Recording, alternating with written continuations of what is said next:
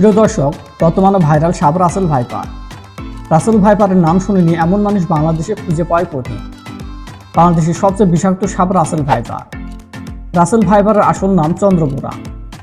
এটি ভারতীয় উপমহাদেশের বিষধর সাপগুলোর মধ্যে অন্যতম। রাসেল ভাইপার ভারতীয় উপমহাদেশের সবচেয়ে 4টি বিষধর সাপের মধ্যে এটি একটি।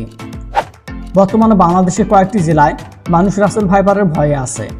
সেই দিকে এই সাপ প্রচুর রয়েছে, যার ফলে মানুষকে মাঠে ঘাটে কামড় দিচ্ছে রাসেল ভাইপার। এই সাপ মানুষের মনে আতঙ্ক সৃষ্টি করেছে। যাই হোক, এখন জানবো রাসেল ভাইপার সাপ সম্পর্কে। এই সাপটি পেট্রিক রাসেলের নামে নামকরণ করা হয়েছে। 1796 সালে রাসেল তার ভারতীয় সাপের একটি বিবরণ তৈরি করেন। তখন রাসেল ভাইপার নিয়ে গবেষণা করেন যে কতটা বিষাক্ত এই সাপ। তখন মুরগি কুকুরের উপর পরীক্ষা চালিয়ে নিশ্চিত হয় যে এটি একটি অত্যন্ত বিষাক্ত সাপ। চন্দ্রবোরা বা রাসেল ভাইপারের দেহ মোটাসোটা, লেজ ছোট ও সরু। প্রাপ্তবয়স্ক সাপগুলো সাধারণত 1 মিটার লম্বা। এদের কিছু কিছু সর্বোচ্চ দৈর্ঘ্য 1.8 মিটার পর্যন্ত লম্বা হয়। সাপটির মাথা চ্যাপ্টা ত্রিভুজ আকৃতির। এই সাপটির সর্বোচ্চ লেজ 65 ইঞ্চি।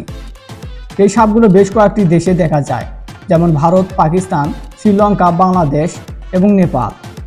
এটি ভারতের পশ্চিমবঙ্গে বেশি রয়েছে। আগে বাংলাদেশের রাজশাহী এলাকায় দেখা যেত।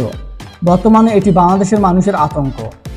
বর্তমানে বাংলাদেশের দক্ষিণ অঞ্চলে বেশি দেখা যাচ্ছে, যেমন রাজশাহী, রাজবাড়ী, ফরিদপুর, কুষ্টিয়া, মানিকগঞ্জ, চাঁদপুর, হাতিয়া এবং ভোলা জেলাতেও রয়েছে।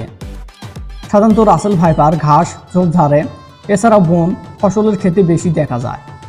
এটি জোরে হিসি শব্দ করে। এই সাপের ডিম ফুটে বাচ্চা হয়। একটি স্ত্রী সাপ 30 থেকে 40টি বাচ্চা দেয়। রাসেল ভাইপার কোনো সাপ 80টি বাচ্চা দেয় এমন রিপোর্ট আছে। রাসেল ভাইপার সাপ খুবই বিষাক্ত।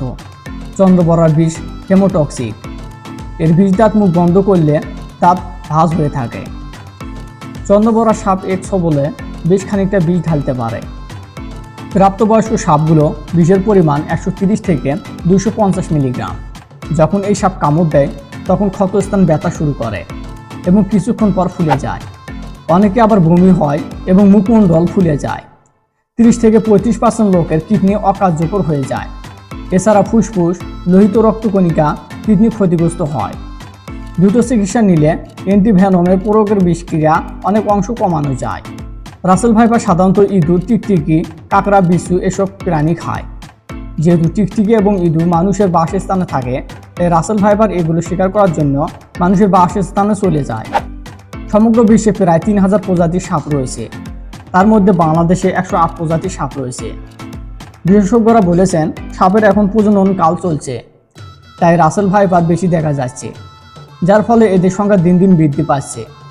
স্বাস্থ্য অধিদপ্তর অসংক্রামক রোগ নিয়ন্ত্রণ শাখার NCDC তথ্য অনুযায়ী প্রতি বছর 4,03,000 মানুষ সাপের দংশনে শিকার হয়।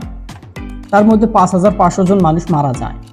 প্রিয় দর্শক, বাংলাদেশের বিষাক্ত সাপ রাসেল ভাইপার নিয়ে এই ছিল ভিডিওটি ভালো লাগলে অবশ্যই লাইক, কমেন্ট, শেয়ার করবেন। ভিডিওটি সম্পূর্ণ দেখার জন্য অসংখ্য ধন্যবাদ।